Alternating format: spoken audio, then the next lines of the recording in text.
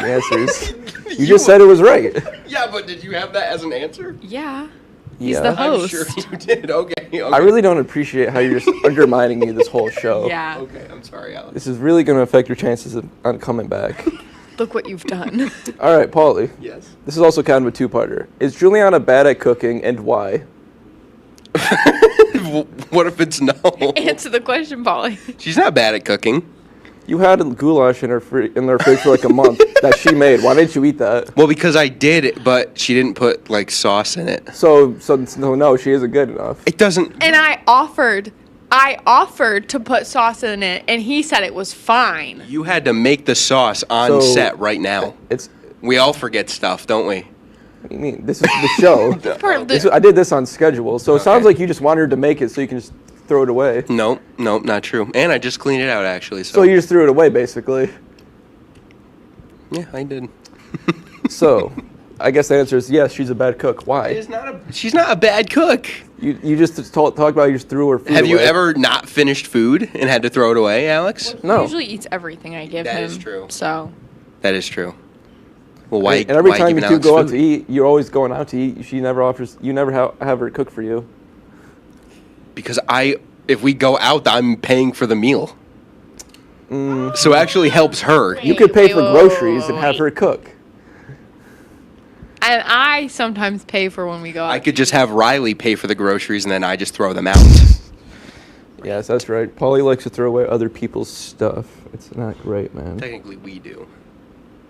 Don't look me into this. Okay. All right, Brum. Now you've torn us apart.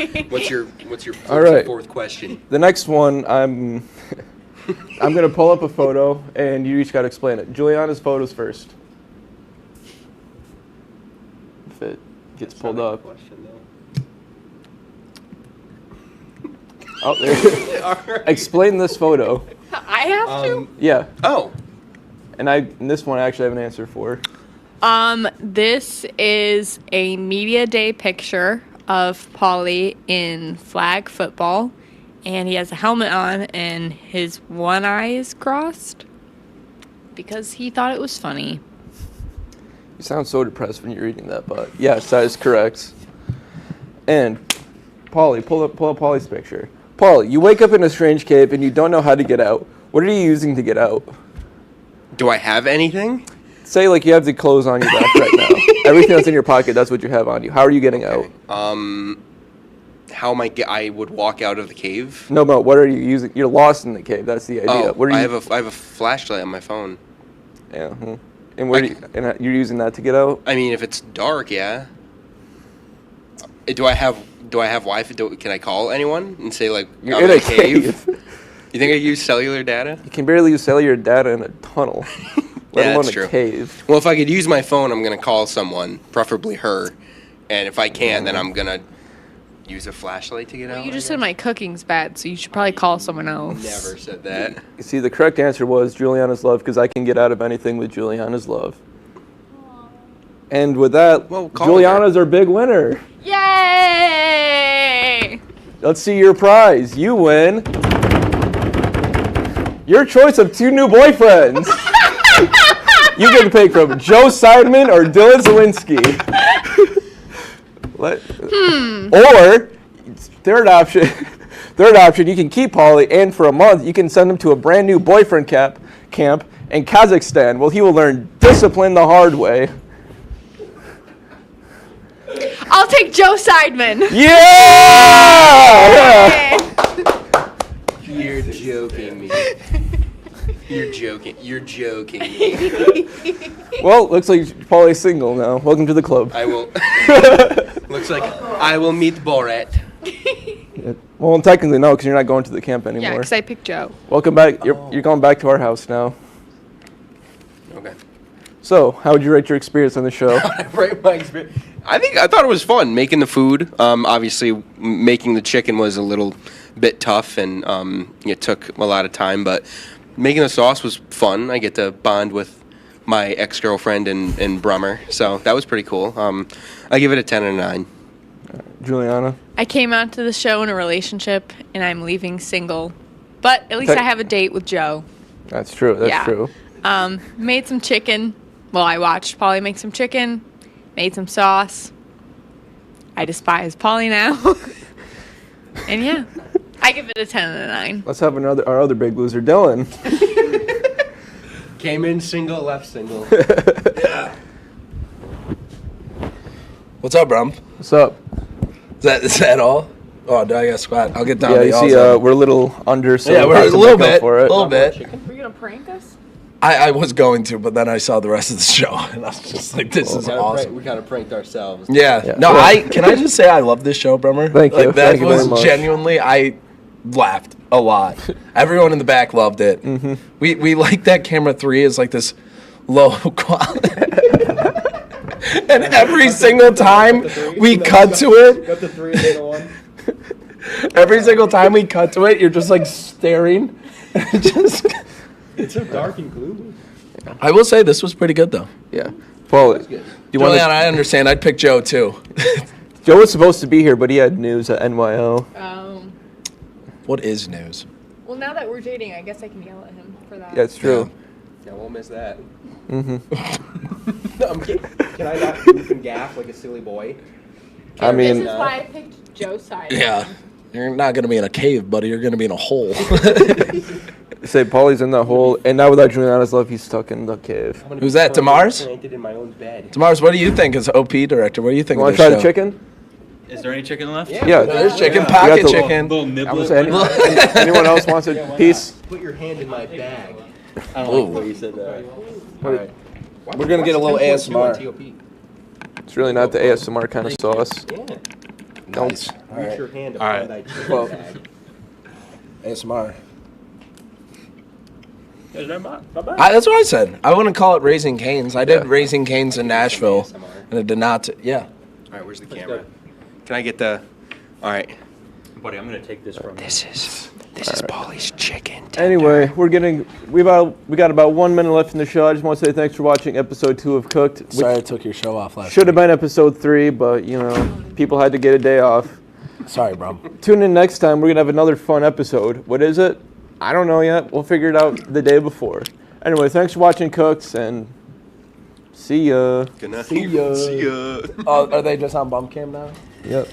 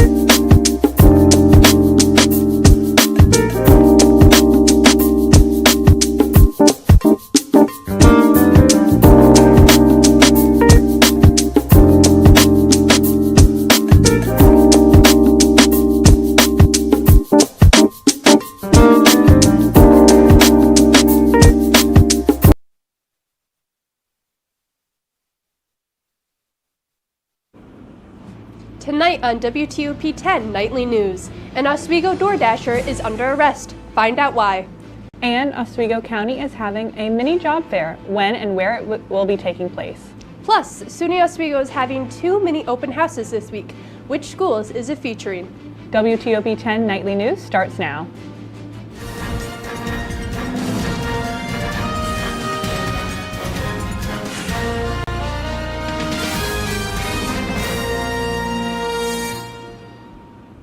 Good evening and thank you for joining us. I'm Eliza Hopkins. And I'm Hannah Katz. Oswego is hosting 2 mini open houses this week, starting off with the School of Humanities and the School of Social Behavior Sciences.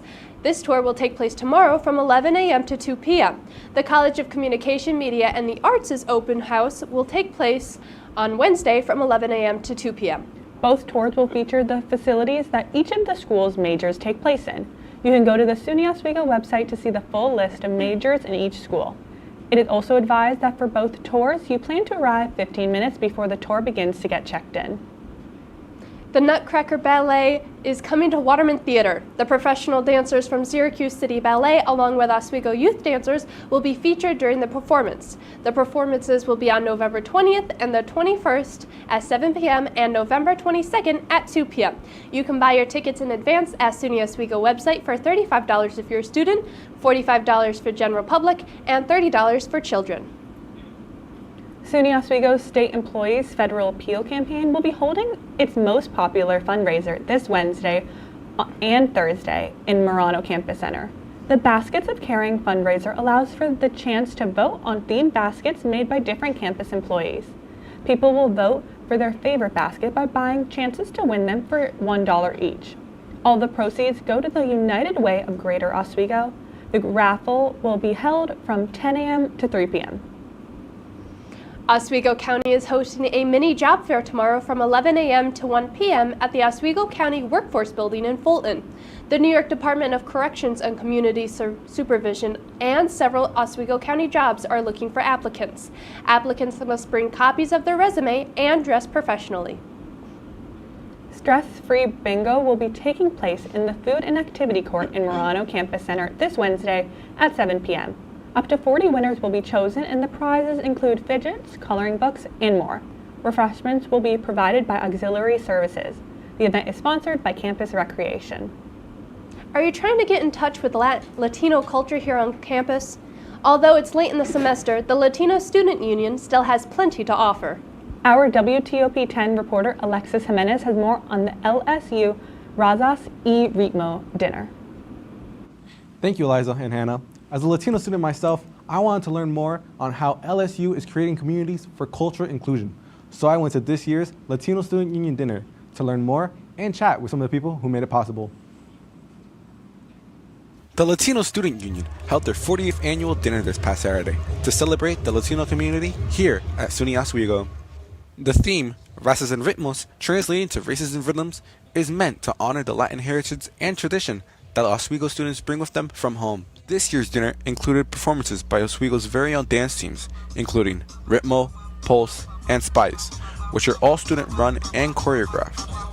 Each group took the stage to showcase moves inspired by Latin music, dance, and heritage. Attendees enjoyed a night filled with food, culture, and community, all while celebrating their heritage that continues to shape and inspire their life here on campus.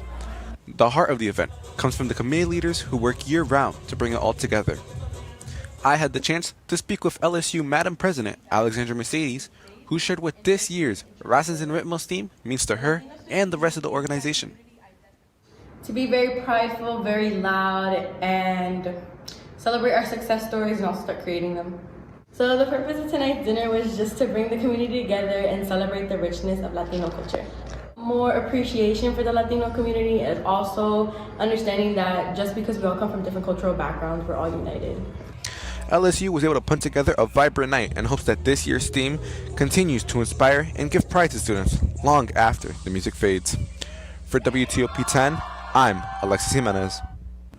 The celebration doesn't stop there. The Latino Student Union is already gearing up for next semester's annual LSU charity game and barbecue. I'll make sure to be there, and I hope you are too. For more info, you can head to the LSU's Instagram page at lsu.osu. That's it for me. Now back to the desk. Thank you, Alexis. Hannah, the wind has been absolutely awful. My lip gloss got stuck in my hair. Will it ever end? I don't know, but hopefully Aurora Fitzgerald, our chief meteorologist, knows more. Thanks, guys. Yes, that wind is absolutely crazy, gusting up to even 50 miles per hour yesterday. But right now, we have lousy weather conditions this winter. We also have a winter weather advisory that is in effect until tomorrow. There is a lot of precipitation fluctuations that are going on with the temperatures. And will the sun return? I'll have more in my full forecast. But for now, back to the desk. Thank you, Aurora. An Oswego DoorDasher has been arrested for taking and posting a video of a naked customer. 23-year-old Olivia Henderson claimed that she was sexually assaulted by the customer. Henderson then included a video of the customer on his couch. After a month-long investigation, the police department has not found evidence to support her claim. The police have determined that she broke the law by posting the video. Henderson is scheduled to appear in court this December, and she has since been fired by DoorDash. The wait is finally over for Central New Yorkers wanting tacos and specialty drinks. The first Taco Bell Cantina is set to open in Manlius. The restaurant will be located at the former Village Firehouse on Stickley Drive. The building has been transformed into an upscale dining establishment that will hold around 90 tables. The grand opening will be taking place throughout the day on Wednesday, with doors opening at 10 a.m. A dispute between neighbors turned deadly, leaving an officer shot in the face. The incident took place in a Brooklyn neighborhood of Brownsville at around 7:45 a.m. when officers approached the first-floor apartment. The suspect, who has not yet been identified, opened fire on officers after killing his neighbor, 41-year-old Leroy Wallace. The suspect was found dead in his apartment with a shotgun on the floor next to him. The 25-year-old officer, Sharjeel Warris, was rushed to the hospital and released the same day. Still ahead tonight, a new development in the ongoing Jeffrey Epstein saga. Hear what President Trump had to say last night. Plus, will airports be back at full capacity for Thanksgiving weekend? See the latest update from the FAA. Stay tuned to WTOP-10 Nightly News.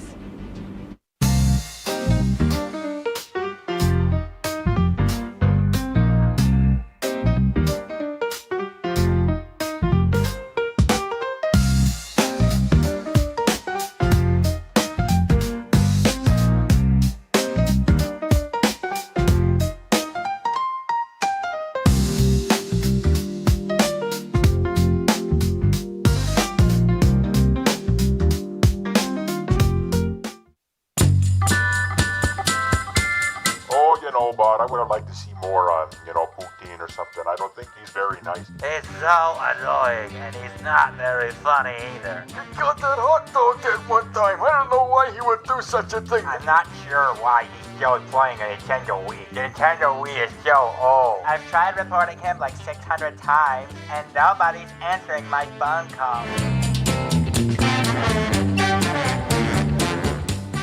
Welcome back to the DK experience. Go back to your job. Every NFL fan had prayed for the last 15 games. They beat. Writing a letter to the NFL fans? Get out of here with that. Let me finish. No, let me finish. Stop. Johnny Manziel, that guy, he's a loser. No, that's.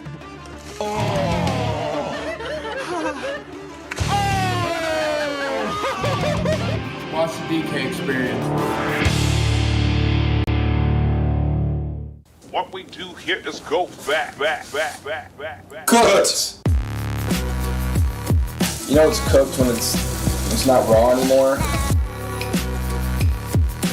Gordon Ramsay gonna see here.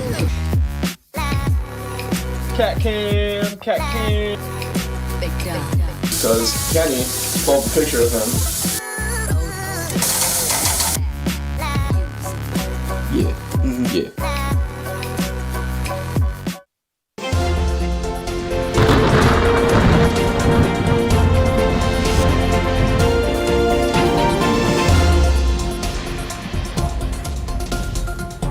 Welcome back to WTOP-10. I'm your Storm Team 10 meteorologist, Aurora Fitzgerald. Taking a look at current conditions in Oswego. Currently pretty cloudy out there, 37 degrees, dew point 27.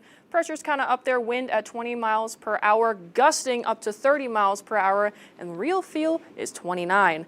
Now, we talked about those winds before, especially yesterday, blistering winds. And today we're still seeing those winds continue. And I'm going to say your trash can, if you have any outside, you might want to keep it in, put a bungee cord around it because it's probably going to go into your neighbor's yard. These winds have been blistering. It keeps going and going. Will the winds stop? Some good news is that they probably will. Taking a look at our futurecast with the temperatures, we see a little spots of snow in the south and also up behind my head. 33 degrees in around the Fulton area on Monday in the evening, and then going into Tuesday, we're seeing those temperature fluctuations even going down to 32, which is the freezing temperature. These clouds still persisting going into Wednesday, and then keep going into Wednesday as you're heading out the door. 33 degrees. The winds and the clouds shall continue.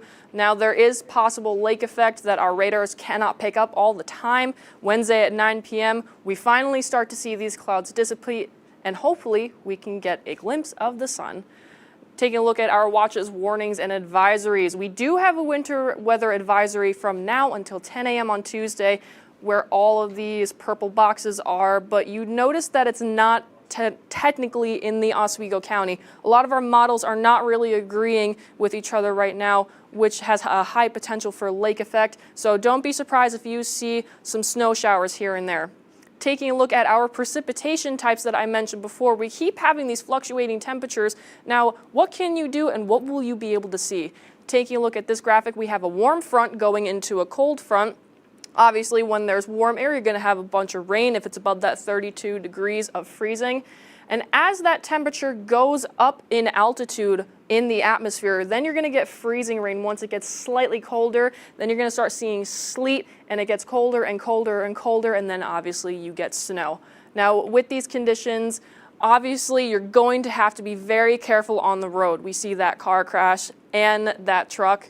Freezing rain and going into sleet. They're two different types of precipitation, but they are equally as dangerous. Make sure you have your snow tires. Make sure you have any extra precautions, flares, jumper cables, anything to scrape off that snow in your car to make sure that you have safe transportation. Taking a look at our extended forecast, Tuesday 40 degrees, Wednesday and Thursday we finally see the sun popping out of the clouds, mostly sunny and partly sunny. The temperatures going up to possibly even 50 degrees on Friday, which is why we're going to see those temperature fluctuations and rain heading into the weekend. Chance of showers pretty much for the rest of the weekend, unfortunately might be a little bit lousy, especially for those who are traveling for Thanksgiving break. But again, make sure you follow the rules of the road, especially with the weather. Monday looking not so nice. Chance of showers at 48 degrees. That's all for my full weather forecast. Back to you guys at the desk. Thank you, Aurora. President Donald Trump is now calling for the Jeffrey Epstein files to be released by Congress. Trump is also directing the Department of Justice to investigate potential ties between Epstein and prominent Democrats, including former President Bill Clinton. Several Republicans in the House signed a petition last week to force a vote on the release of the files. It is unclear how the bill will fare in the Senate if it were to pass the House. Trump's change in position comes as multiple emails mentioning Trump and Epstein were leaked last week, reigniting a months-long controversy. The head of the Federal Emergency Management Agency has resigned from his position. David Richardson is leaving the role after 6 months on the job. The agency has experienced months of public controversy after the Trump administration announced several major changes, including a drastic reduction in budget. An August letter from around 200 employees criticized FEMA's operations, and the DHS is considering further changes to the agency's purpose. The Federal Aviation Administration has ended flight cuts for 40 major airports. The cuts stemmed from the government shutdown that ended last week. Amy Kiley has more on the timely restoral of services. I think we're going to have a smooth, hopefully, Thanksgiving travel season. Airlines are resuming their normal schedules in the U.S. today. The FAA says it's lifting flight restrictions that affected 40 major airports during the government shutdown. A joint statement from that agency and the Transportation Secretary cites, quote, safety trends and the steady decline of staffing trigger events in air traffic control facilities. It does appear that air traffic controllers are working. The call-outs are minimal, and they're all getting bonuses now if they came to work. So I think the morale there is up, as well as the TSA. Union leaders say it was hard for air traffic controllers to work full-time without pay during the shutdown. The stresses, the pressure, the fatigue is setting in. Air traffic controllers are texting, I don't even have enough money to put gas in my car to come to work. The news might be a relief for people flying over Thanksgiving weekend. That's the busiest air travel period of the year, according to TSA data. Experts say passengers should still check airline apps for delays or cancellations, but for more typical reasons. I think the things we should be looking out for are weather-related incidents that could kind of throw the system out of whack, or outages. But overall, I think things are looking good. I'm Amy Kiley reporting. AAA projects a record 82 million people will travel for Thanksgiving this year, including 6 million to travel by plane. A federal judge is criticizing the Justice Department handling of former FBI Director James Comey.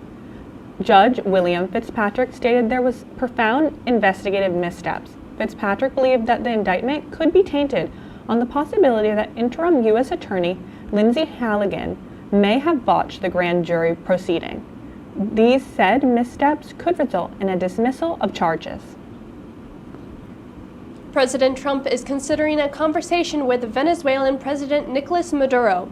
He says a meeting could help diffuse the mounting tensions from the latest American strikes on alleged Venezuelan drug boats. Secretary of State Marco Rubio said yesterday that the U.S. will designate the Cartel de los Soles, which is allegedly run by Maduro, as a foreign terrorist group. When WTOP-10 Nightly News continues, President Trump is meeting with Saudi Arabian Crown Prince. Find out why. And a prime minister has been sentenced to death. Find out where, all that and more, right after this.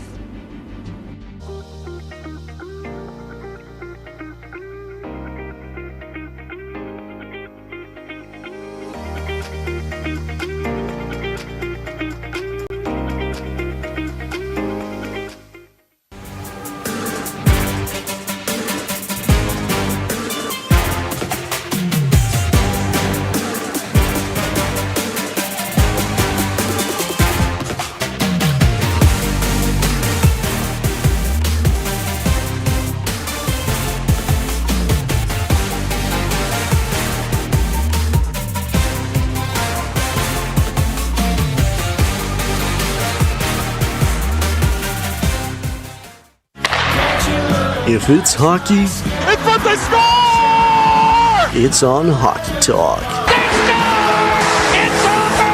Join Rob Finger and his panel of guests. Their behavior against easy teams, how do you lose to the Bruins twice? As they take you through the hockey world. We welcome you with open arms. Tune into Hockey Talk, Mondays at 9:30 after East Coast hockey games. Only on WTOP.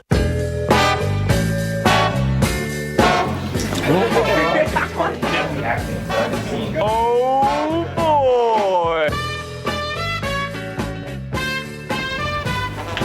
Come across like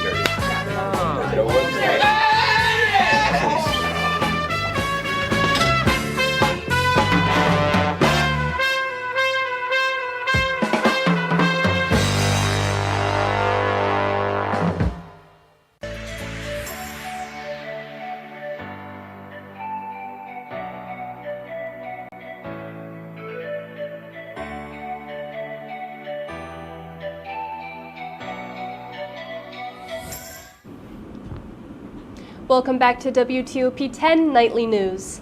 President Trump has announced that the U.S. will be selling F-35 fighter jets to Saudi Arabia. This comes after Trump met with Saudi Crown Prince Mohammed bin Salman at the White House. President Trump is aiming to lock in major business and national security deals with Saudi Arabia. Trump says that fostering this relationship is important for both the security and business in the Middle East. Today, Israeli settlers went through a Palestinian village burning homes and cars. Several attacks have taken place in the occupied West Bank in recent weeks. This attack came hours after conflict between Israeli security forces and settlers defending an unauthorized outpost. Prime Minister Benjamin Netanyahu and other leaders have condemned these attacks. Israeli police said 6 suspects were arrested during the attacks. The United Nations has passed President Trump's peace plan for Gaza. There is still a divide if the plan can turn the ceasefire into a long-term solution. The UN adopted the plan in a 13-0 vote, with China and Russia not voting. If done properly, the plan will try to end the conflict between Israel and Palestine. The plan has been rejected by Israel. Ex-Bangladesh Prime Minister Sheikh Hasina has been sentenced to death. Hasina had been accused of crimes against humanity after cracking down on student-run protests last year. The court ruled that Hasina used drones, helicopters, and other lethal weapons against people. Hasina has pleaded not guilty, saying that it was, quote, a politically motivated charade. The execution date has not been set. A Polish train track that runs into Ukraine has been found destroyed by 2 explosions. Prime Minister of Poland Donald Tusk said that it was done as an act of sabotage. The train track has been crucial to transporting aid to Ukraine during their conflict with Russia. The railway was destroyed by an explosion that reportedly targeted Poland and its citizens. The United Kingdom's asylum policy about immigration has been questioned by British citizens lately. UK Home Secretary Shabana Mahmood shares new legislation could solve the issues. Today we have published Restoring Order and Control, a new statement on our asylum policy. Its goals are twofold. Firstly, to reduce illegal arrivals into this country, and secondly, to increase removals of those with no right to be here. It starts by accepting an uncomfortable truth. While asylum claims fall across Europe, they are rising here. And that is because of the comparative generosity of our asylum offer, when compared to so many of our European neighbours. Britain's new policy will make some people wait over 20 years to become citizens, making citizenship in Britain harder than any other European country. Whiteout Weekend started off electric with women's hockey in the Deborah F. Stanley Arena. The Cortland Red Dragons went up against the Oswego State Lakers. Nick Stetter has more on the incredible matchup. Thank you so much, Eliza and Hannah. The Oswego State Lakers and the Cortland Red Dragons kicked off Whiteout Weekend, and there was one main key to the game: never give up. The Oswego State Lakers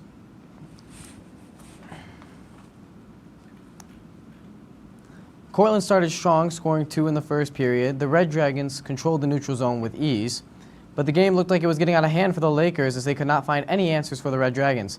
The Lakers still had 2 periods to bring the game back, and in the beginning of the second period, the tide started to shift.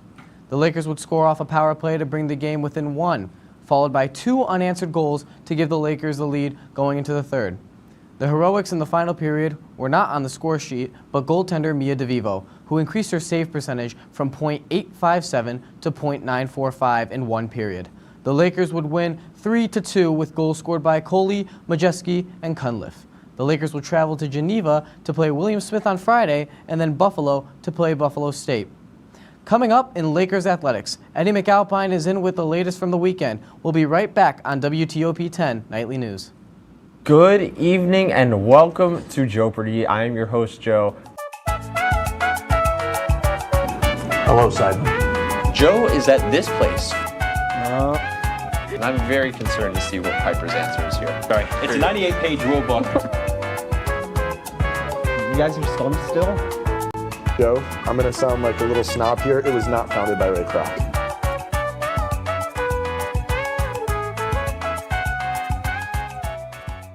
So you're probably wondering why the top producer of WTOP's new hit, Oswego Liza, is currently juggling a soccer ball right now.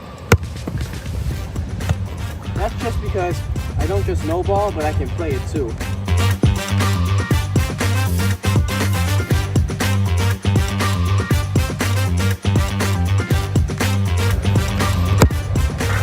WTOP, live every other Sunday, 7 p.m. Tune in.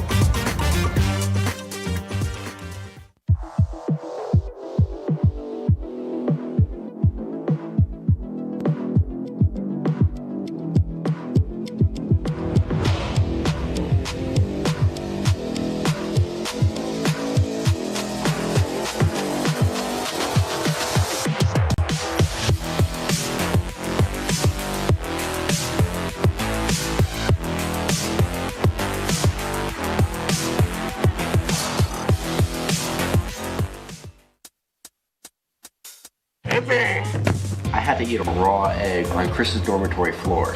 I currently don't have any federal pending charges. You know what you never did? You never walked to Walmart, Chris. That's my co-host. This is for making me eat roast Pop-Tarts. It's showtime, Chris. Come on. I want to be on the air for that. I got a couple things to say. No. Spin the wheel. But you got censorship. Welcome back. Welcome back. Welcome back to.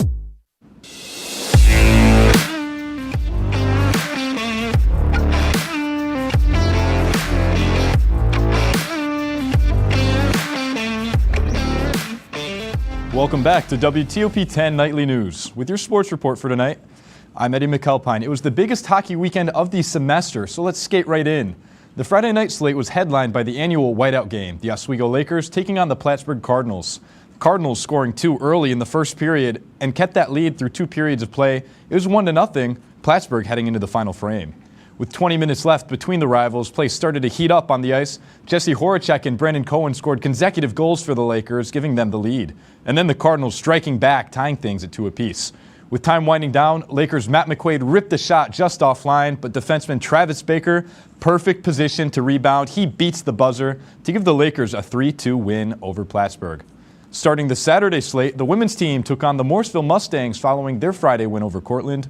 The Lakers were laser-focused as 5 different players scored, including Jenna Majeski with 2 goals, giving her 3 on the weekend.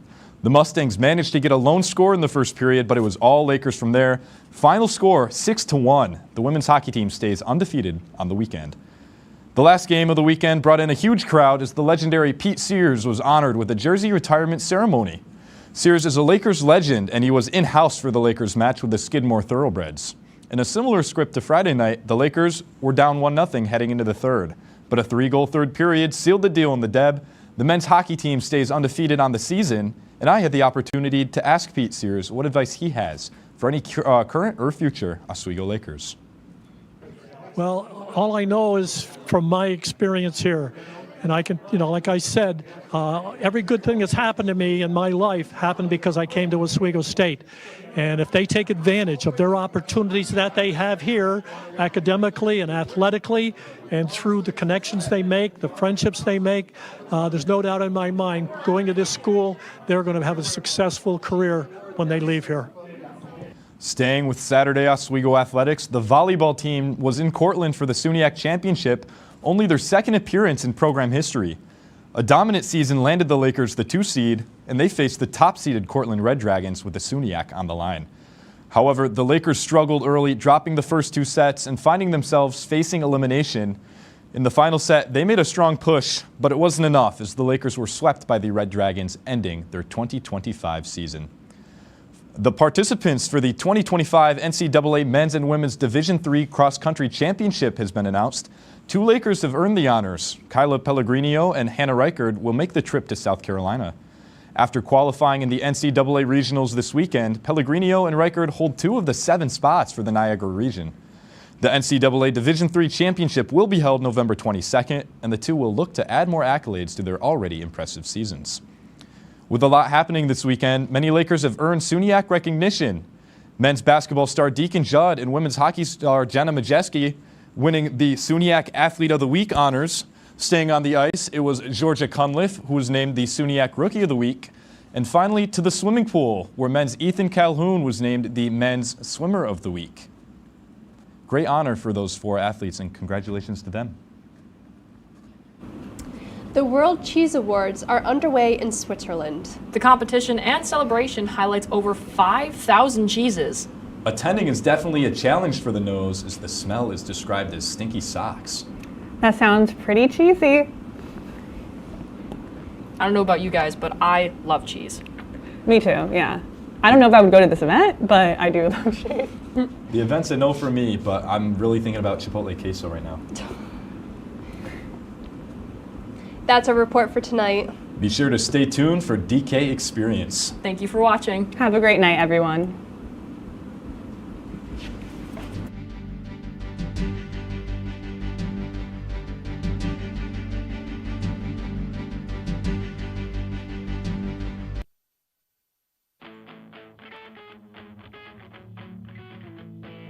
Come and gone. And this one was one for the ages. How did this one come down to the very final second?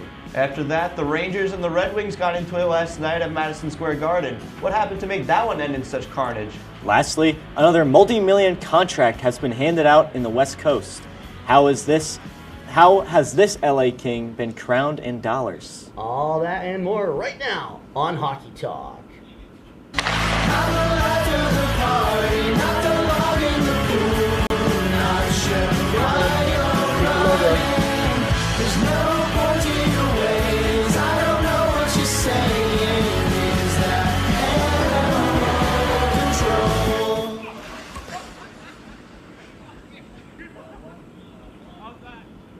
Welcome back to Hockey Talk, the show made by hockey fans for hockey fans. My name is Rob Finger, alongside my co-hosts James Fitzpatrick, Aurora Fitzgerald, and Evan Shomes, and we're here to talk hockey. Now, one game that all of us as Oswego hockey fans anticipate has come and gone. Whiteout 2025 was a smashing success, coming down to the very last moment before a victor was decided. The Plattsburgh State Cardinals came down from the North Country and looked to upset the Lakers at home following their loss in the SUNY final last year. We've got all the highlights, so let's look through and see what happened. Late night here at the Deborah F. Stanley Arena, a packed crowd, all in white. We'll go to the first period here early in it. Plattsburgh on the takeaway, and they're able to put one in quickly. That one, a big goal there from Jake Sacratini, and that one puts Plattsburgh up 1-0, starting this game off just about after the first minute. We'll go to the third period now. The second was completely scoreless, and a big goal for Oswego. Jesse Horacek puts that one in the back of the net behind Dominic Bovan, and the crowd loves that one. Just a minute or so later, back up to the top it goes. A quick shot. Rebounds there, though, and it gets put in the back of the net. The Lakers have their first lead of the game thanks to Brandon Cohen. And the crowd, again, absolutely loving it, but it went all the way down to about the last 7 minutes. Here comes Plattsburgh. Quick shot, and they score. Vlad Shinichnikov for the Plattsburgh State Cardinals, making it 2 apiece in this one, and the home crowd is certainly worried, but not to worry. The last few seconds, a big rush into the zone, just stuffing at it, and they put it in. 0.0 was on the board, and the Lakers put one behind Dominic Bovan. Travis Baker, the hero of the day in the Deborah F. Stanley Arena. We'll take a look at that replay once, just stuffing it in, and it was Dominic Bovan himself who put it in. Off of his blocker into the back of the net, and the home crowd just cannot contain their excitement. Shinichnikov, clearly not exactly the happy camper there in the center. The final score, 3 for the Lakers, only 2 for the Plattsburgh State Cardinals. And wow. Okay, I was on the call for WNYO for that one. I was doing play-by-play, and the one word that I had at the end of that game was wow. I don't think we're going to see a game like that in the Deb for a long time. I think in that last shot, you could see me in the crowd there waving my towel. You know, I can't lie, I was getting a little tired in that second half. It was a little slow. We were down. But then come the third period, we get that wake-up 2 goals, and it's a game. It's a game from there. The energy was insane. Yeah, because for most of it, let's face it, Plattsburgh controlled a lot of that game. I mean, to put a statement up like that in the first period, literally the first minute, they get it off of a turnover and then put it behind Gavin McCarthy, who, let's face it, has been spectacular to start this season. Not only a 54-save shutout against Geneseo the week before, but then this fantastic performance against a very, very skilled Plattsburgh team here. 100%. Absolutely. And I mean, like I said, it literally had to go down to the goal judge.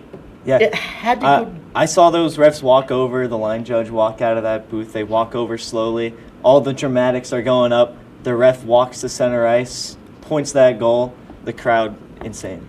Absolutely. I believe you were on the perch there, weren't you, James? I was on the perch, and you have to think, of course this happens in whiteout too. It doesn't happen any other game. It has to happen a historic moment like this. And I was talking on the perch too, like Kenny kind of touched on it with his call, but like this is like history for, you know, for Oswego and Travis Baker and everyone else. And Travis Baker made history that night for Oswego. I couldn't agree more. That game was absolutely historic, especially as a senior. This was my 4th whiteout. I am glad to see that that was my last whiteout. Even though it is bittersweet, seeing that last goal at the end, when Plattsburgh got their first one, I was losing hope, and I'm sure a lot of the crowd was. Especially towards the end, we were all biting our nails, trying to see, will it happen? And then the discussion with the refs at the end, it was so nerve-wracking, but I'm so happy that we won that, because even in the SUNY going against Plattsburgh again in whiteout 2.0, it was either last year or the year before that, I can't remember. But it was absolutely phenomenal. That will go in the history records. Plus, not to mention, we had that first ever jersey retirement as well. Absolutely. Yeah, Pete Sears getting his jersey retired by the Oswego State Lakers. What a weekend for Oswego hockey. Well, the league is heating up as the hockey season rolls on. Some teams are going up and some teams are most certainly going down. We'll find out who is where when we return on Hockey Talk.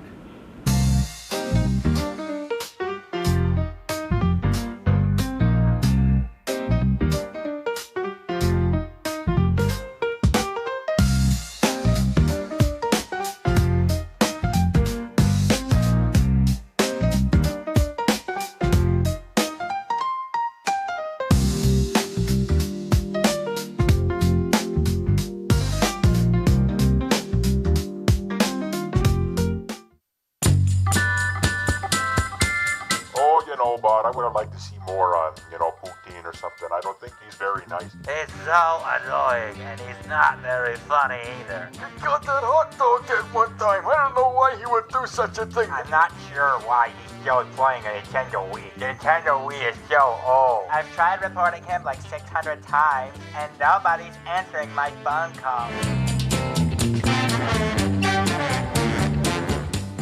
Welcome back to the DK experience. Go back to your job. Every NFL fan I've played for the last 15 games. They beat. Writing a letter to the NFL fans? Get out of here with that. Let me finish. No, Let me finish. Stop. I'm going to be more Johnny Manziel, that guy, he's a loser. No, that's.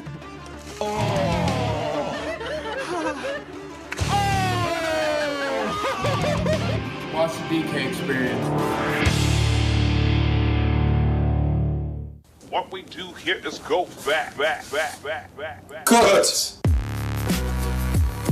You know it's cooked when it's not raw anymore. Got what Rams gonna say here. Cat cam. Because Kenny pulled a picture of him. Yeah. Welcome back to Hockey Talk, the show made by hockey fans for hockey fans. My name is Rob Finger, alongside James Fitzpatrick, Aurora Fitzgerald, and Evan Shomes, and we're here to talk hockey. Now, just last night, a barn burner went down, and the New York Rangers were the ones at the center of it here. So I'll hand it over to you, James. I mean, they played the Red Wings last night, but what a game that was, and what a finish as well. Yeah, I mean, to start with the game, first off, jersey matchup, insane. All right, it's Centennial night. I was about to say, Centennial jersey versus Centennial jersey, just every moment of that, it was just chef's kiss. I love it. Yeah, I mean, before anything, I've always wanted to touch up. We should have original 6-night jerseys, stuff like that. That'd be sick. But anyway, back to the game. It starts with the Rangers. They don't have Gabe Perreault. They call up Scott Morrow because Will Borgen's out. We'll get into injuries later. But Will Borgen's out, so they need a right-handed defenseman. Call up Scott Morrow, send down Gabe Perreault. Offense takes a little bit of a hit. You'll see that through the game. Also, Mike Sullivan's not on the bench. Personal reasons, he's out. And now David Quinn's back, and the Rangers start playing David Quinn hockey because David Quinn's now the head coach for this game. They get outshot, 9-6 after the first period. It was a boring period. There wasn't really much going on, but they just looked slow, like they were just behind the play. And then, going into that second period, there was just no momentum. And the Red Wings started, gaining momentum, and that's when the penalties come along. The Rangers start taking penalties. That leads to an Alex DeBrincat goal. That That goal actually came, he was like in the crease on the power play. It was actually more Lucas Raymond that made the play. He took the pass from Kane. He was wide open. The shot got through Jonathan Quick. DeBrincat just tucked it right in. But then all of a sudden, now the referees start coming in. It was awful last night in that second period. I don't know if you guys watched it. Mort Sider, he had a delay game penalty from his neutral zone. What? He shot it out of play, and From everybody the neutral was zone? Yeah, I don't know if they thought he was in the defensive zone, but you can't challenge that. So the referees called the delay game, and the Red Wings bench is like furious about this, and everyone's just confused. The Rangers don't score on. They do score on that power play. Mika Zibanejad ties the game up. He scores back-to-back first goals for the Rangers in back-to-back games for Mika Zibanejad. Back-to-back games for him. Hey, good to see him with a little bit of a resurgence there. Good to see him for that. Cleaning up his own rebound off Cam Talbot. Assists go to Will Cooley and Artemi Panarin. And then again, the referees. I don't know if you guys saw this clip, but Dave Maloney was furious about this. The Rangers analyst. He's screaming at Kelly Sutherland because Sam Carrick gets a holding penalty, right? He's getting hooked. The stick is in his waist. All he's doing is carrying the puck. He gets a holding penalty because they're saying he held the stick. I don't know how that could be a penalty, but they call a penalty on the Rangers. Rangers they wound up killing it off, but they still look bad. So we go into the third period. The Rangers get outshot 19-10 in that second period. They're still holding on. Lucas Raymond scores the goal with about 10 minutes left in that period. He outweights Quick, gets around Soucy, and the Red Wings wound up winning this one 2-1. And the final shot's 42-19. Yeah, and speaking of final shot there, I mean, we have a little bit of a clip if we want to roll it here of the real final shot of that game. Let's roll what happened at the end of the Rangers and Detroit Red Wings game, if we have that. Yeah, last shot on the goal.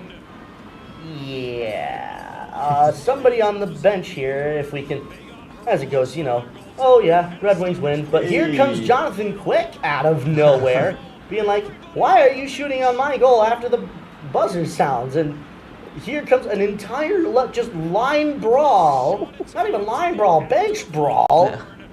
And that's how this game ended. My goodness. It's very much poetry in motion, though, because, like I said, both jerseys, chef's kiss. Anyways, let's move on here to the other side of the New York City hockey market here, the New York Islanders, who had a very impressive game versus the Utah Mammoth. Yes, we did. Walk us through this. I'll walk you through it right before. I just want to make a quick note really quick. Last time on Face-Off, when the Rangers won, Chris DeLuca and Joe Simon were out here celebrating ecstatic. Well, look who's not here today after losing to the Islanders at MSG 5-0. Which is honestly the game that I probably should have covered. This one was a little bit more recent, though. But yeah, 5-0. Islanders own the Rangers. Islanders own MSG. Islanders own New York, and Islanders own Chris DeLuca. All right, now to the game.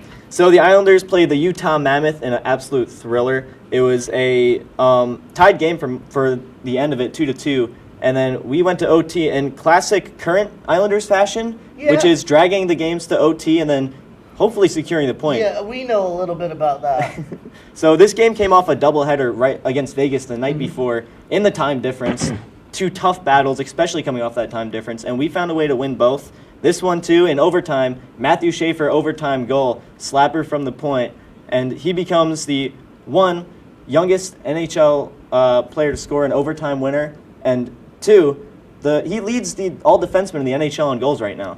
Which I think is wild, especially for literally a rookie. They need to start calling that guy Money Schaefer, because that's what he's been all year. He's been absolutely money for the Islanders, and the Islanders are good. An absolute game changer for the Islanders. It's insane.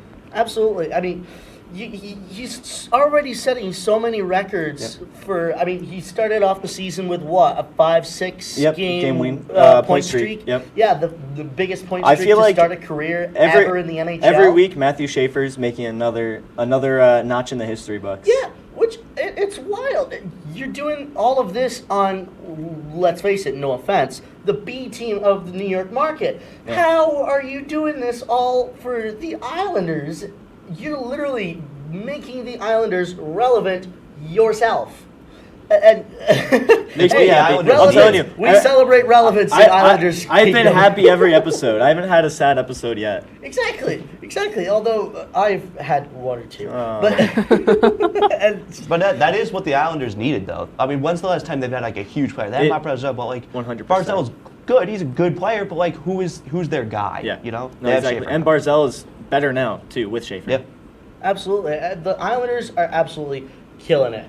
Anyways, let's move on here to Aurora. The Seattle Kraken had a little bit of a grudge match versus the San Jose Sharks. Well, let's just say we definitely got our revenge, and I'm very happy because the previous game with the Sharks at Seattle was 6-1 with the Sharks. First of all, I do want to say it is an honor to be the first woman on this show. Rob, thank you for having me. Yes, Aurora Fitzgerald, the first ever woman host on Hockey Talk here. So congratulations, welcome. Thank you, and I hope to return with my Kraken team. So without further ado, let's get to the game. So the first goal in the first period, actually they were debating if this was a goal or not because they did decide that there was no kicking motion. It went to Stevenson into Schwartz. They guided the puck from Schwartz's skate into the goal, but they did deem it a goal. There was no kicking motion. The Sharks score with about 15 seconds left in the first period with Wenberg, number 21, and actually he is a former Kraken, so I don't know if there could be any drama there, but that was also on a power play. So then, actually after that goal as well, our goalie, Murray, number 30, unfortunately he had to be taken out of the arena after the first period due to an injury, which I know we will get more into later, but then we brought in Grubauer. He saved. Gru is here. Gru. He saved all 19 shots for the rest of the game. It then came 4-1 Seattle. Going into the second period, let's see what I have written down. There were multiple Sharks power plays actually that I have to mention that Gru did not let by any shots from the Sharks, even on those multiple power plays. I mean, hey, you have to hand it to Seattle for the amount of resiliency that they've been showing so far this year. Seattle is like sneaky good this year. That I'm surprised because notoriously, I understand we're kind of rookies still because we're only a few years new, but we're still doing pretty good. During the second period, there was a time where, similar to our whiteout game, the refs had to talk for a minute because Gru saves a puck by a hair. Smith pushes it into the goal. There was no kicking motion, but there was contact with Grubauer, and the goal did move. And the refs decided no goal. And when I tell you, I was biting my nails, I was nervous because we were all waiting just like our whiteout game. That happened recently. And actually, defenseman Larson, number 6, scored his first goal of his season. Hey. So congratulations to him. And then he goes on to score a second one. And then without further ado, the Kraken win 4-1. We got our revenge finally. And then now for the bad news, there is some trouble with our goalies for the Kraken team because of injuries. But I know we can get to that later. But yeah, thank goodness for Grubauer. We'll have a whole injury report coming up later this evening here. But I will go back into my very own Montreal Canadiens. And while I'd like to talk about a victory, as you see below us, since then there has been none. Yeah, the Utah game started out, it was 2-1 Mammoth at one point, but then literally the Habs score 5 unanswered goals, 2 of them being for Cole Caulfield. But then over the past couple days here, it's not been great. It's absolutely not been great. I mean, just looking at the scores here, 5-1 loss versus the Kings, 7-0 versus the Stars. Yikes. And then we lose to the Bruins. We lost to the Bruins, 3-2. Ken, Marty, what is going on? I know Dobish has been, your lucky shining star with him, posing on his mattress, but that's run out. That's run out. Please. All I beg is that the Canadians get a little bit more sense. Gotta lock in. Yeah, lock in, please. Genuinely, it's not great, but and now we've been hit with the injury bug, which, like you said, Aurora, we'll get into later. But the Habs just need to find something. Thankfully, I mean, as in just a little bit here, they're going to be playing against the Columbus Blue Jackets, which I'm going to cross my fingers for. I make no guarantees. There's going to be two big rookies in that, one of which being Ivan Demidov, who has been pretty good in the past thing, but I think Matthew Schaefer has definitely stolen some of his thunder, especially in the whole Rookie of the Year course. But nonetheless, I mean, in the game that we're talking about, the Habs beat the Utah Mammoth 6-2. It was a fantastic game, but since then they've been on a slide. Nonetheless, after all that, the NHL is still throwing curveballs as a member of the LA Kings gets more money than other bigger players on his team. We'll find out who that reigning king is when we return on Hockey Talk. Good evening and welcome to Jeopardy! I am your host, Joe. Hello, Simon. Joe is at this place. And I'm very concerned to see what Piper's answer is here. Sorry, it's a 98-page rule book.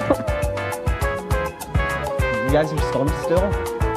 Joe, I'm going to sound like a little snob here. It was not founded by Ray Kroc.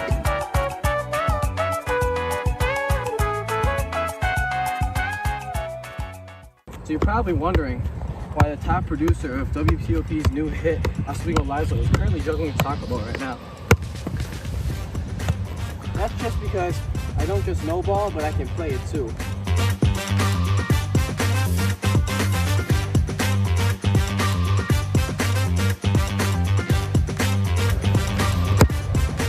WTOP, live every other Sunday, 7 p.m. Tune in.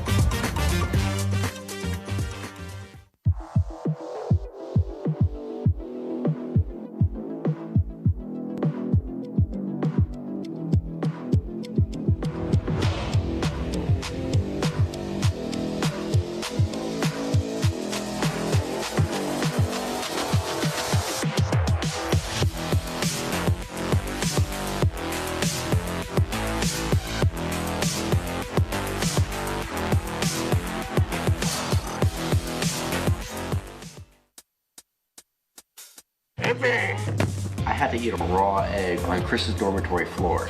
I currently don't have any federal pending charges. You know what you never did? You never walked to Walmart, Chris. That's my co-host. This is for making me eat roast Pop-Tarts. It's showtime, Crits. Come on. I want to be on the air for that. I got a couple things to say. No. Spin the wheel. But you got censorship. Welcome back. Welcome back. Welcome back to... Welcome back to Hockey Talk, the show made by hockey fans for hockey fans.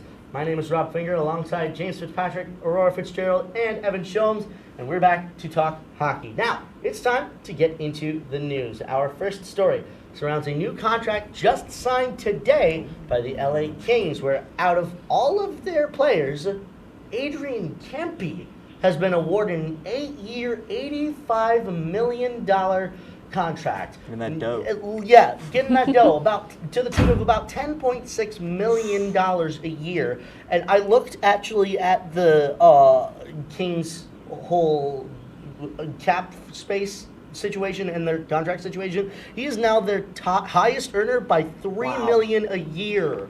Nobody else has a cap hit over 7.5 AAV. Meanwhile, he's got 10.6.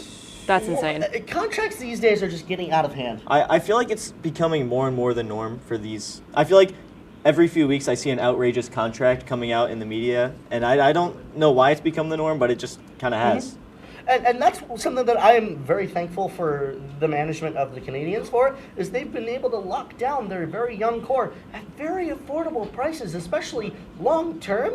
We have our core locked down for about the next 7 years at, I think, about like maybe 6-7 mil AAV for all of them. Yeah, I know, 6-7 mil. But still, I mean, that being said, too, Kempe, he's young now, but 8 years from now, he's going to be 37 by the end of his contract. Yeah. They will have him for his prime, but his prime and then some. Yeah, and I'm wondering especially about Anze Kopitar, who's going to be a free agent next year, so the Kings might be running into a little bit of a problem. Kopitar's, I think, retiring after this year, isn't he? I'm not quite sure. That was announced before the year. He's, like I said, he's a free agent. I don't know if he chooses to stay. He might choose on, like, a 1-2 year deal with the Kings, because let's face it, he should be a King for life.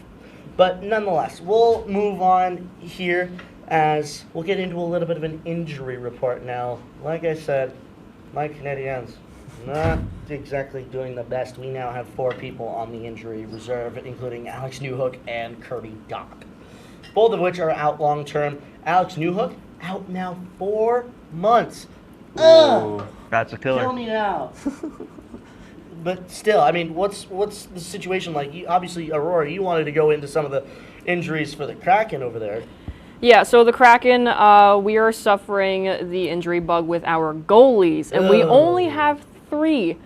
So Matt Murray, he got injured in that first period of the game recently. He actually had a hip surgery in October, I believe, a few years ago, and that has still caught up with him. He's actually had a history of multiple different kinds of injuries, which only makes him suffer more when he starts to play. It puts the Kraken at risk because we also know that Joey Decord was placed on injury reserve from an upper body issue. However, I mean, with the game previously, Grubauer still had his time to shine. He did save all 19 shots. That still gives me a little bit of hope. There is rumor that Joey Decord will come back very soon.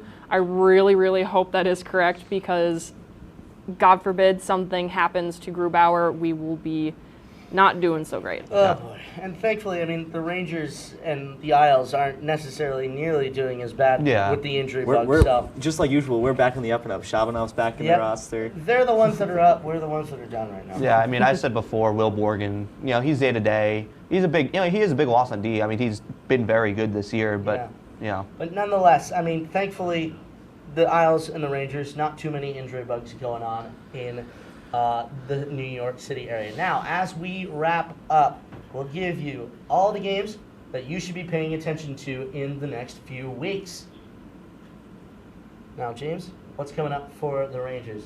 Well, this will be a big test for him. I mean, coming up tomorrow, the Rangers will be headed out to Sin City to play the Vegas Golden Knights at T-Mobile Arena. That game is a late one, starting at 10 p.m. Eastern. You can watch all the action on ESPN Plus or MSG Networks. Evan, what do we got? Later this week, my very own New York Islanders are taking on the Detroit Red Wings, who we are previously beaten by the Sabres. So a good sign that that one is happening at Little Caesars Arena in the Motor City Thursday night. That one will be on ESPN Plus and MSG Networks at 7 p.m. Then my very own Montreal Canadiens are going up against, get this, the Quebec Nordiques. The Colorado Avalanche are hosting the Habs at Ball Arena, in which they will be wearing their Quebec Nordiques attire. That game is next Saturday, the 29th, after Black Friday over in Denver. It's a matinee, so puck drop is at 3 p.m. Eastern Time, and ESPN will have you covered. Now, Aurora. Finally, the Seattle Kraken are taking on the New York Islanders at UBS Arena this coming Sunday. Another early game there with puck drops starting at 5 p.m. Coverage will be on MSG Networks. And you know what that means. 2 of our teams are playing. That means it's time for a face-off. Now, I'll run you through the premise here. If 2 of our teams at this table are playing, that means we will go to a 2-box, and each team gets 30 seconds to explain why you will win this game here. We will start with the away team. Aurora, you go first. Okay, I wrote something. So, obviously from a biased perspective, I'm going to have to pick the Kraken team. Historically, against the Islanders, the Kraken have won with a stat of 6-2 favoring Seattle. Based on Seattle's head-to-head dominance, they have a better chance of winning. The Islanders could pull off a win, but only if their usual go-to goalie, Sorokin, is sharp enough, with the rest of the defense being tight and hot on their skates. However, the Islanders would need a very clean game to pull that off. Overall, the Kraken work so well together as a team with strong players that can tilt the ice their way enough to force the Kraken spirit. All right, that's it. Evan. I've honestly just got a few points here. Both teams will be coming off a doubleheader for that game. Last doubleheader, we had Vegas, Utah. We won both. This one coming up, Islanders will be playing the Blues the night before. I mean, it's a matchup, but we should be fine. We'll have the time to recover, and the Islanders will be at home with Matthew Schaefer. That's all the time I need for that. I mean, honestly, that's probably all the point you need to make for that. Just having Matthew Schaefer is such a boon for the Islanders. Well, lots of very exciting hockey coming up.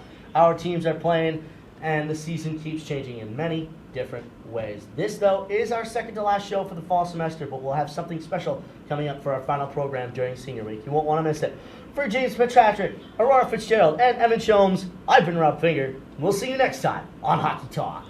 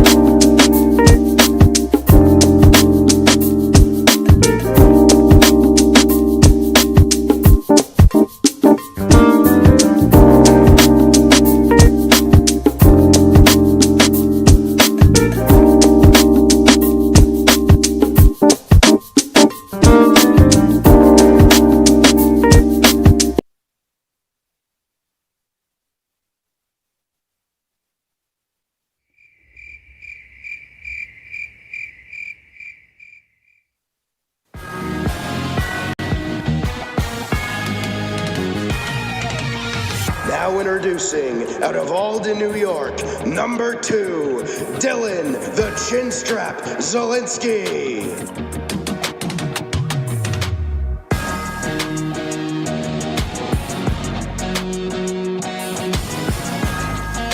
Introducing next, out of Schenectady, New York, wearing number 69, Kenny the GM Gerard.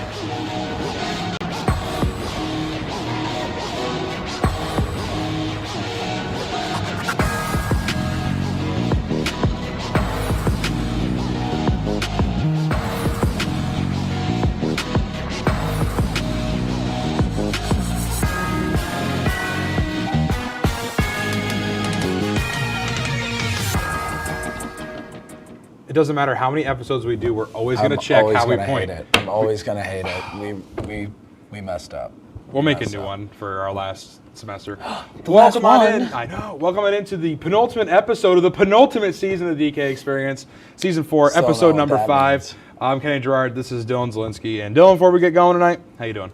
I'm all right, man. Tired. Trying to wrap it up. Trying to get to Thanksgiving break to just enjoy a week. I am very excited. This week is a pretty easy one for me. Yesterday, I laid in the couch and did nothing, and that felt amazing after the week we had last week. So I was a happy camper Slept this weekend. at 12:30.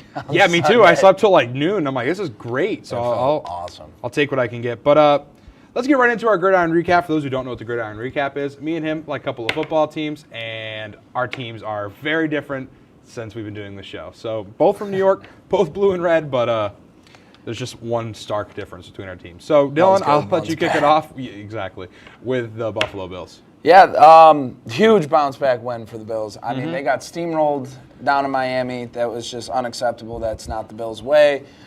We ended up going against the Tampa Bay Buccaneers, which I will say was very hard to root against Baker Mayfield. But when it comes to the Bills, it's the Bills. The Bills won 44-32. Started out rough. Josh Allen was just doing some dumb things. Chest pass led to an interception. Just wasn't looking good. I was like, great, it's going to be the Dolphins game all over again. But Josh Allen does what Josh Allen do. He ended up having 317 yards passing for 3 touchdowns. He did have those 2 interceptions, but he also had 3 rushing touchdowns. Josh Allen becomes the first player in NFL history, other than one other, to have 3 passing touchdowns and 3 rushing touchdowns in one game, and the other person is Josh Allen. He's him. So wouldn't that just be the same person, just a different game? You got to hype it up. So the second game he's done it, but it's he's the only person in NFL history to do it. That sounds better other than one person. Yeah, no, I mean, he started off that game kind of like you at Maryland, and then he just turned it up after that. So, you know, I can't totally complain. That was a great game to watch, even as not a Bills fan. But it was. Oh man! Shout out Baker though too. To have to talk about my team. It's been a rough stretch. We can keep talking about mine. No, it's all right. I'm all set. We're good. Yeah, it's been rough. It has not been good. We fired Dayball, which me personally, I'm not a huge fan of. The fact that, you know, we still have Shane and Stike, and there are so many people that should have went before Dayball or went with Dayball at the very least.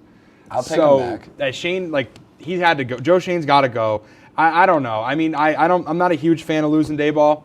I think, you know, he's the only reason Dart is with us. That's what scares me. And I'm afraid of, Dart going to be good without Brian Daboll. If they can bring in, you know, what's his face from Ole Miss? Oh my God, I'm blanking. Lane Kiffin? Yeah, Lane Kiffin. They tried that before in the NFL. It's not going to work. Lane Kiffin is going to be one of the highest paid coaches in the CFB. Like, I don't see any way that he comes to the Giants. But anyway, the only thing I am enjoying about the team right now is, yes, I want us to lose this point. I want the number 1 pick.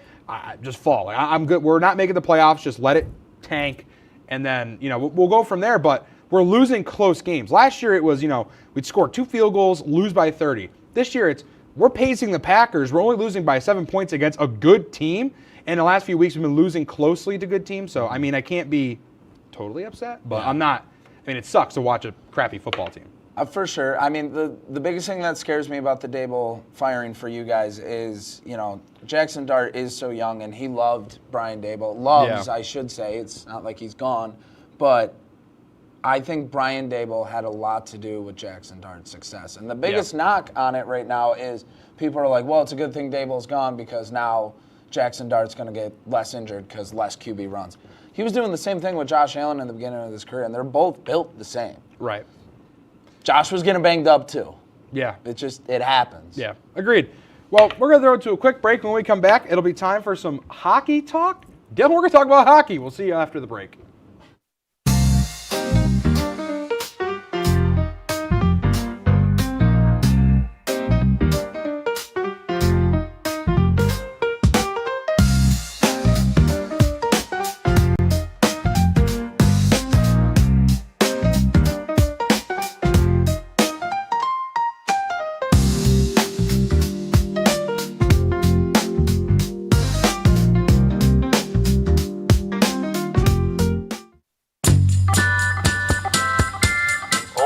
But I would have liked to see more on, Putin or something. I don't think he's very nice. He's so annoying, and he's not very funny either. He got that hot dog at one time. I don't know why he would do such a thing. I'm not sure why he's still playing a Nintendo Wii. The Nintendo Wii is so old. I've tried reporting him like 600 times, and nobody's answering my phone calls.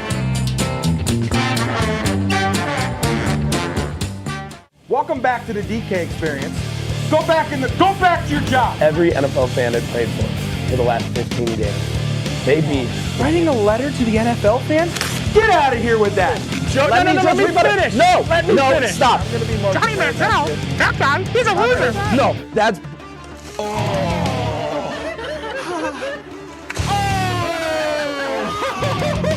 Watch the DK Experience.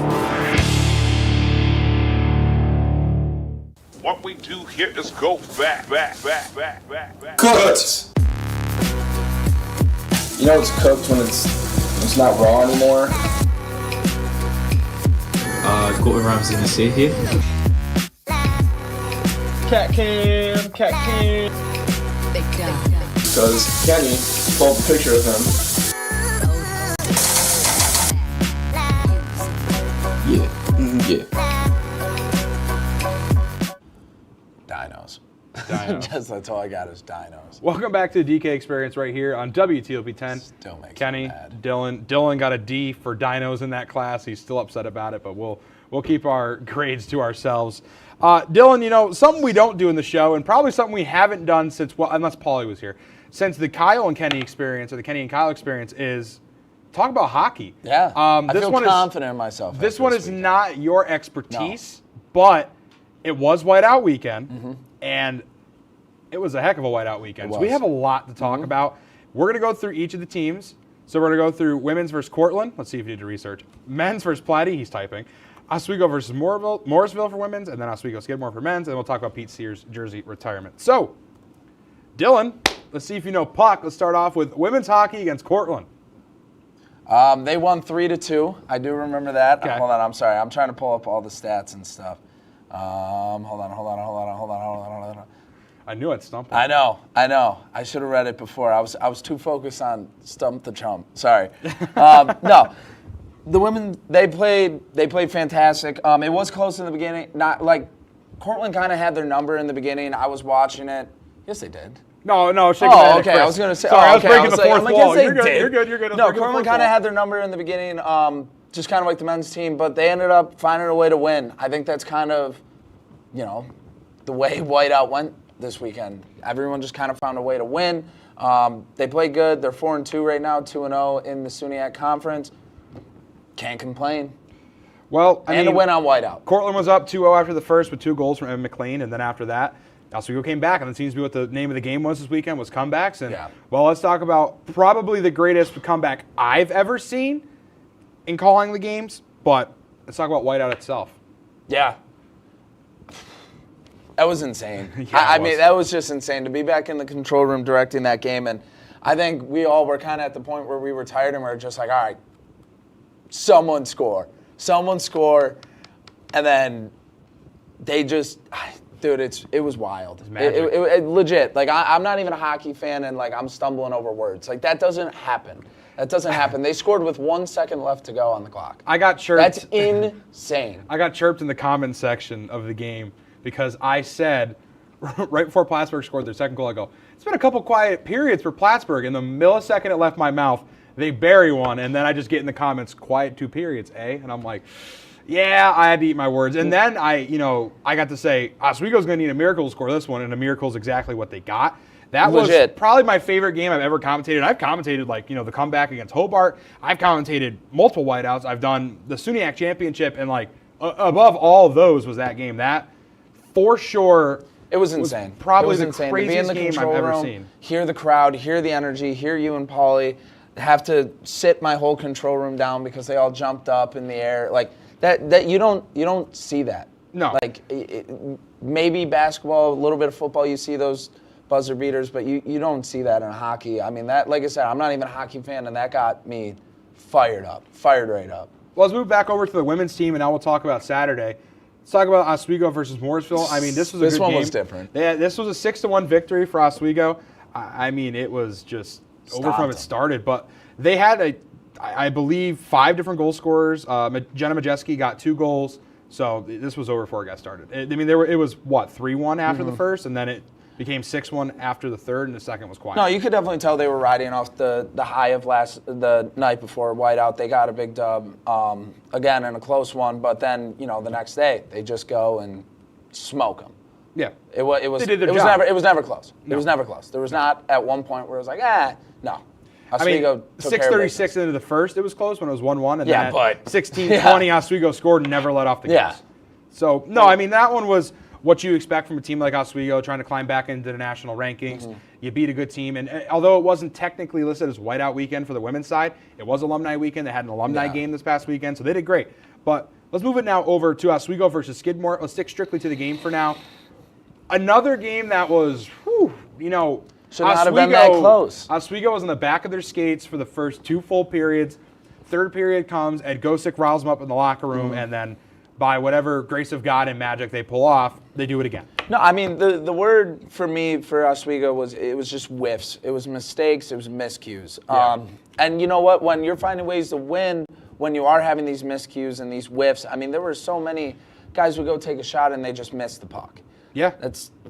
You can't do that. No, you can't it do was that. But if you're finding ways to win while doing that, that fires you up when the season progresses, when you're starting to get better. Now you can win some close games. You can go do buzzer beaters. Right, and you look at a team like Oswego, they come off a championship, they were young, people are afraid of a sophomore slump, and they were absolutely nailing it last year in the fundamentals. This year they got a little bit fancy early on, kind of slipped in the fundamentals, but then kind of picked it back up, and that's what's important. They got a little hangover. They got a little championship hangover, which is fine. It happens. It's expected. It's expected, but be able to win those games when you probably shouldn't have won is important. But let's go off of hockey and kind of hockey still. Pete Sears, jersey retirement. I was in the press box for this one. That was a magical moment. That was insane to watch and extremely cool to be a part of. Yeah, I mean, I said it before, from everyone I talked to when I got the opportunity to direct the jersey retirement, it was just an absolute honor. The more and more I found out about this guy leading up to it, I just kept, the word that came to me was just stud. He's legit. He's a stud. Army Night Riders. That's Vietnam, what I'm saying. Jumping out of helicopters at midnight, dude. And he didn't even get drafted. He just wanted to do it. He opted to do that himself. Yeah. That. And then he had the perfect excuse not to go if he didn't want to go. He was a student here. He didn't have to go, and then he was like, "All right, I'm going." He came back and then went an All-American, and then went and won a silver medal. That's insane. Incredible. And then he's like, "You know what? I'm going to go back to Oswego. I'm going to teach, and I'm going to be a coach for high school." And Ed Gosick called me. All right, I guess I'll go coach for the college. And it's and for that guy, stud. That's it's more than even just hockey. It's like who he was as a person. So that the community loves him. As a the community loves him. He could have taken that silver medal and ran away. He did not have to come back to Oswego. What was that? Interesting. I don't know. He didn't have to come back to Oswego, but he did. He did. Well, we could talk about this all night, but we're going to have to throw it to yet another quick break. When we come back, it'll be time for Stump the Chump. You're watching the DK Experience right here on WTOP-10.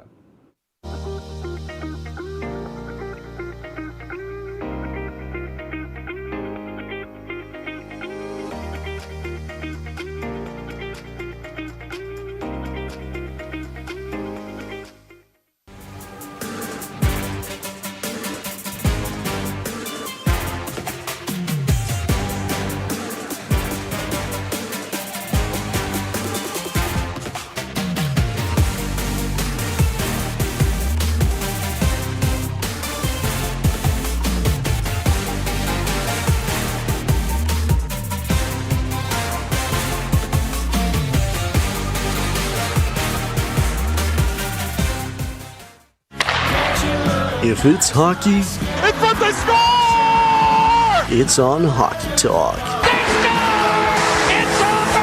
Join Rob Finger and his panel of guests. Their behavior against easy teams. How do you lose to the Bruins twice? As they take you through the hockey world. We welcome you with open arms. Tune into Hockey Talk, Mondays at 9:30 after East Coast hockey games. Only on WTOP.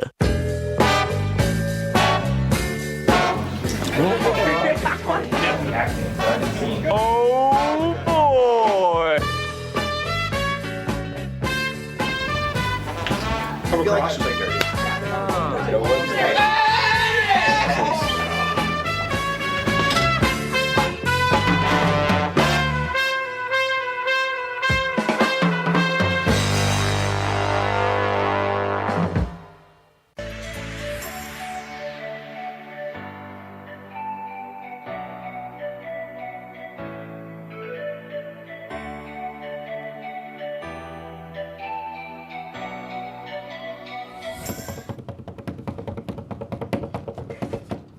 Would you stop? Would you stop? Would you stop? Would you stop? That was not playing. Oh yeah! Big dude. Oh yeah. Welcome back to the DK Experience, Kenny, Dylan. So every week we do this now. It's called Stump the Chump. So we got a wheel over here and we spin it and we get some random, we'll call them obscure sports that are not commonly talked about, especially in the United States. And then we have to research them, quiz each other, and whoever gets more questions correct in the quiz is the winner of Stump the Chump. I'm currently up 1-0, right? Because we got the last week, so I'm up 1-0. So I'm up 1-0. At the end of the show, so this would be the end of next semester, so like April, we'll do, or May actually, we'll do a senior week special in our last ever episode, and someone will have to do a punishment. I'm not sure what. We'll figure that out. We've got about 5 months to think about it. Up So to the fans. we will let, the fans. So Dylan, fire away. Okay. Oh, I'm go. Okay. Okay. I believe you're All first. Right. So you got wife carrying. So I'm going to ask you some questions about it. What is the minimum required weight for the wife, and what happens if she is under that weight? I can also give you the age. Age is 17. The weight is 108 pounds or 45 kilograms. I don't know I know it's 108 in the U.S. And then if she's under the weight, they make her wear like a rucksack or a belt pack to add the weight, to make the. I got book bag, but yeah. Book bag, rucksack, that's book fine. bag, yeah. What is the length of the standard wife carrying course, and how many obstacles does it include?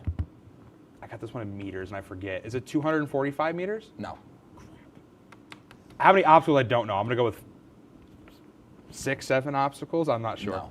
No idea. I actually don't know. 253. So you were close. 253? Oh, I was closer than I thought. Meters. 0.5. And then 3 obstacles. Only 3? Really? Yep. Normally Okay, 2 dry obstacles and 1 water. I knew the 1 water. I didn't know the 2 dry though. That's okay. So I got 1 for 2. What is the most commonly used carrying technique in competitive wife carrying, and how is it performed? Isn't it the Estonian method where they put the legs up on the shoulder and then the head is down by the torso and then you just kind of run with them, kind of like how like is a it backpack? Performed, Kenny? What do you mean? How is it performed? You're Show giving me the chat. crowd. No, I'm joking. All right, Dylan, Don't get pick me up. Let's do it. I'll do it right now. Get up. Don't pick Get me up. Don't We pick- got time. Get don't up. pick me up. Come on, Dylan. Dude, Let's do I it. don't think we can. We got Hold on, time. hold Get on, up. Let me empty my pockets. Get up. Hold on. Let me. We're gonna show you how to wife carry. Let me. Dylan, how much do you weigh, if you don't mind saying on air? 200 pounds. Oh, good grief. Hold on. I gotta take my mic off. All right, we're so over. We're gonna skip the break. I don't even care. So I think you have to I have to put your legs up on my shoulder, technically. How are we gonna do that? How are we gonna do that? Get down, Dude. This is a bad idea. Dude, This is a bad idea. Kenny, no. Kenny, no. I'm done. I don't want to do it. I don't want to do If it. Dylan wins, I get 400 Kenny, no. I don't wanna beers, do it. I believe it is. I don't want to. All right. Okay, All right. here, go off my head. Go that way.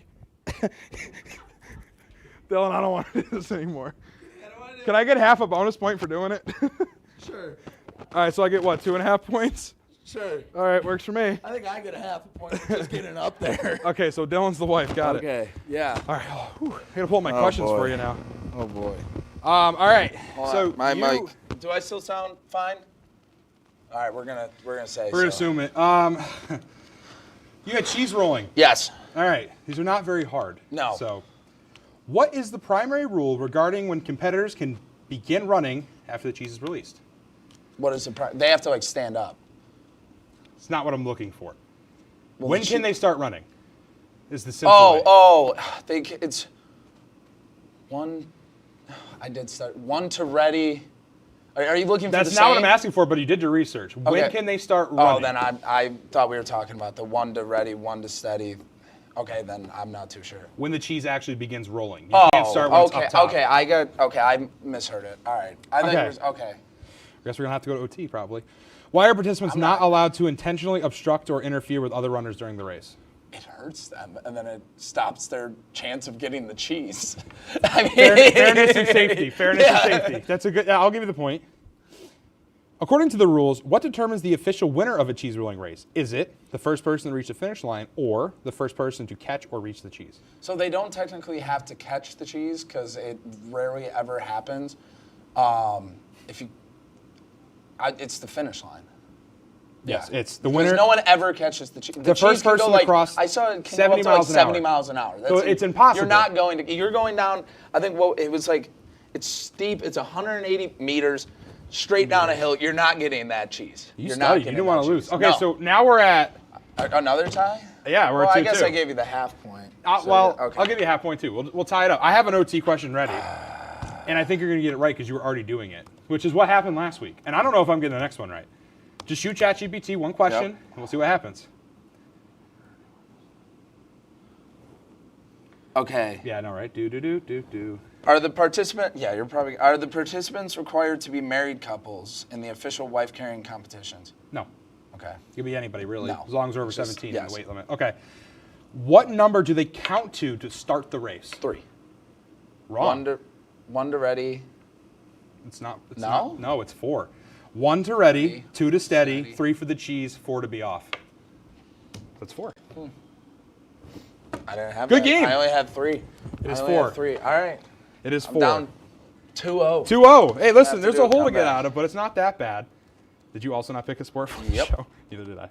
Let me look up weird sports. All right. I thought I had What do you one. got for me, chat? All right. Oh, that's a good one. All right, I got one. Go Oh, wait, ahead. no. Nope, it's on there already. Is it? Okay, I'll do mine. All right.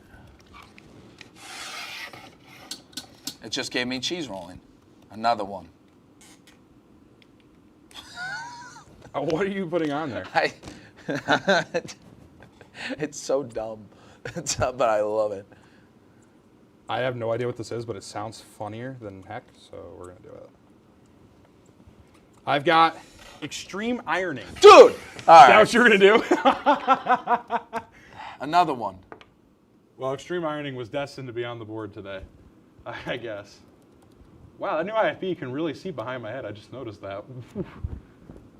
Well, it's pulling my shirt back. I'm getting choked currently, so. Hold on. Yo, Dylan, how do you feel about just floating the break? Oh, and just do yeah, a we can whole- float the break. Yeah, cool. I'll go in Inception and float it. All right, bog.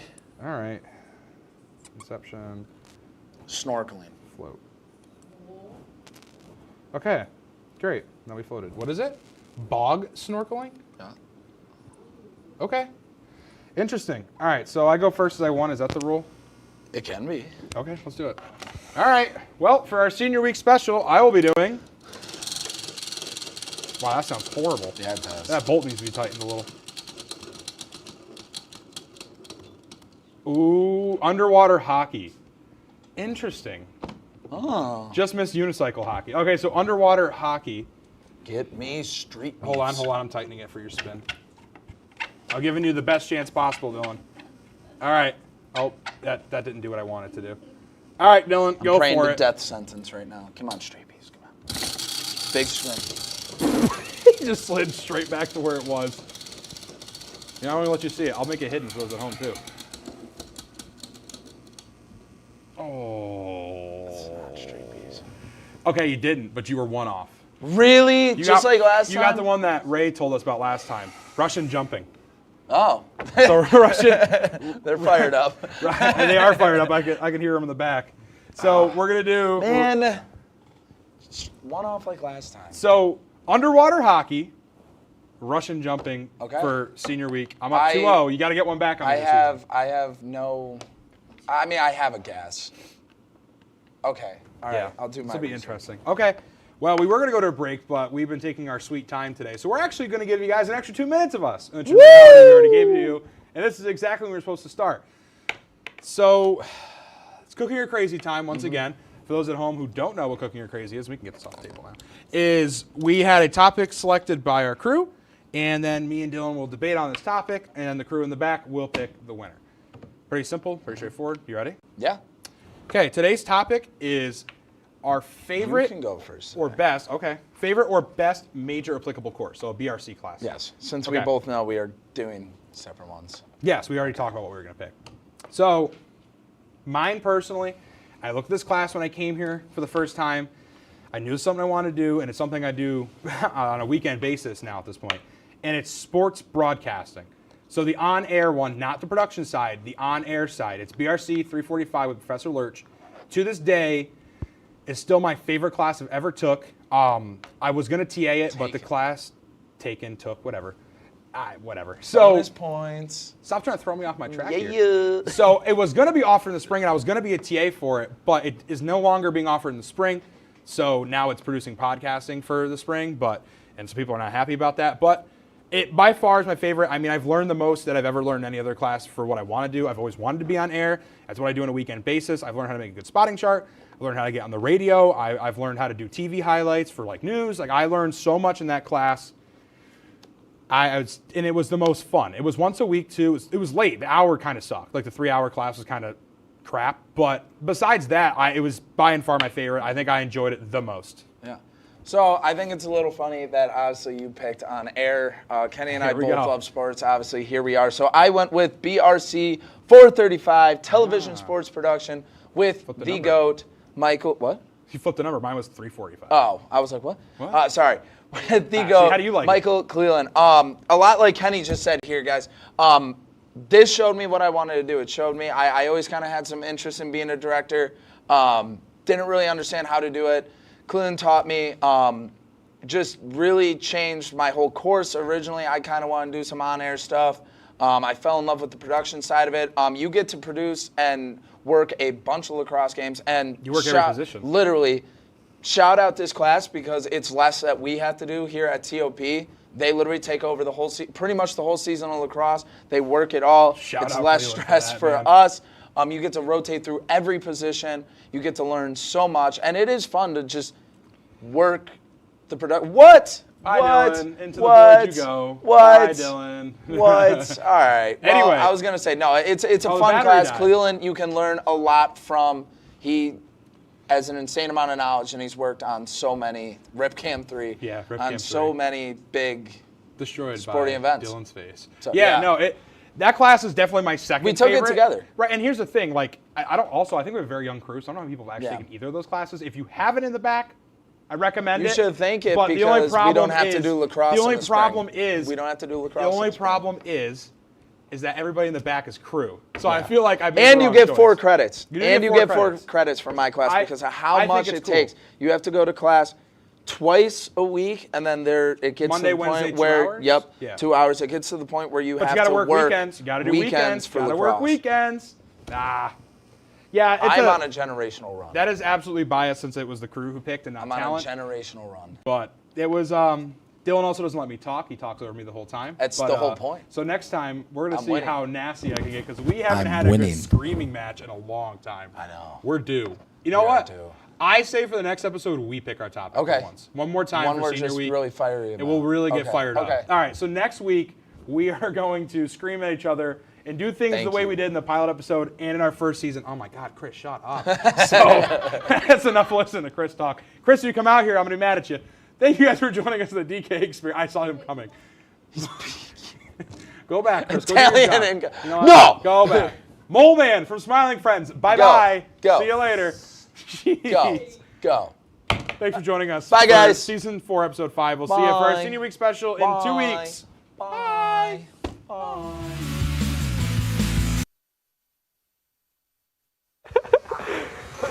Let's hear that buzz. What the heck? Oh no! Just do down the middle. Chris, how long? No, don't do it down the middle. Yeah, he said it. Joe, get a cut of this. Oh no! Well, that's where we last left off. Me and Chris getting our hair buzzed while I'm holding on to an inflatable horse. What a pity.